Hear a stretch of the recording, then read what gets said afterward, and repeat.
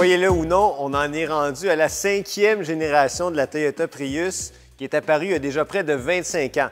Celle-là ici, c'est la Prius Prime, la version hybride rechargeable qui en est à sa 2e génération. Et pas besoin d'être devin pour savoir qu'elle a été entièrement redessinée. Hein? Oui, bien, on passe d'un design, comment dire, être poli, singulier, à, disons, une ligne beaucoup plus exotique, presque, en tout cas du moins sportive. Mais curieusement, ce véhicule-là est moins aérodynamique et plus lourd que l'ancienne génération.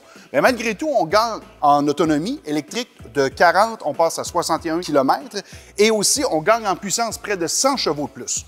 Oui, la voiture, la Prius a déjà été le phare parmi les hybrides, la reine des hybrides.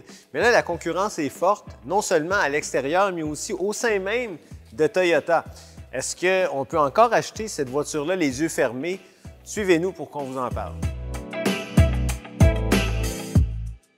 J'aurais jamais pensé dire ça, mais oui, je suis assis dans une Prius Prime agréable à conduire.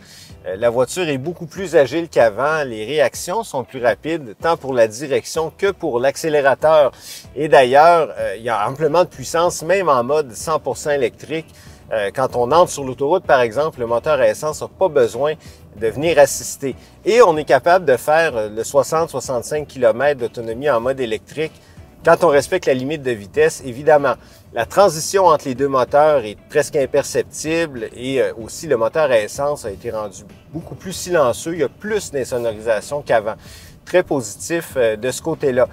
Le comportement routier également est équilibré. C'est une voiture qui est très stable à haute vitesse, ou à vitesse de croisière, je devrais dire. Donc, on peut conclure que cette partie-là de la refonte de la Prius Prime est franchement réussie. Quand on ouvre le coffre de la Prius, on se dit « Ah, il doit y avoir quand même assez d'espace, c'est un hatchback. » Bien, il va falloir choisir vos objets. On a quand même de l'espace en longueur, mais en hauteur, ça vient jouer à cause, évidemment, de la lunette qui est très inclinée et le plancher qui est très haut. Au moins, on est capable d'arranger et d'améliorer un peu notre sort en pouvant, évidemment, baisser les sièges arrière. L'accès. Oui, c'est un peu compliqué, mais ça se fait quand même. Une fois en place, pour un 6 pieds comme moi, on est confortable. Là où ça se garde, pilier A, donc les montants du pare-brise. Regardez comment ils sont larges. Un très gros rétroviseur, quasiment trop grand pour la petite lunette arrière. Ça vient vraiment bloquer certains angles, ma foi, fort importants pour des piétons, des vélos. Angle mort également à l'arrière avec les piliers B qui sont très gros. Et parlant de place arrière, Jesse, comment tu te sens, toi? Je commençais à avoir hâte que tu me le demandes, mon cher. Regardez les pieds sous le siège qui sont absolument pris. La tête qui est très, très près du plafond. Disons que c'est bon pour amener des enfants à l'école, mais pour un voyage avec des grands ados ou 4 adultes, on va passer à d'autres choses. Toyota est arrivé avec une nouvelle approche récemment pour le tableau de bord, notamment pour l'instrumentation, qui est placé très loin devant le conducteur et le volant a tendance à cacher les informations. C'est encore pire dans le BZ4X. Ici, c'est un peu mieux intégré. C'est écrit également, donc c'est peut-être pas l'idée du siècle de ce côté-là. Pour ce qui est du système multimédia, ça aussi c'est récent. Toyota en a fait grand état en disant que c'était amélioré. C'est vrai que l'esthétique est au rendez-vous, c'est très bien défini, mais en même temps, les menus sont complexes.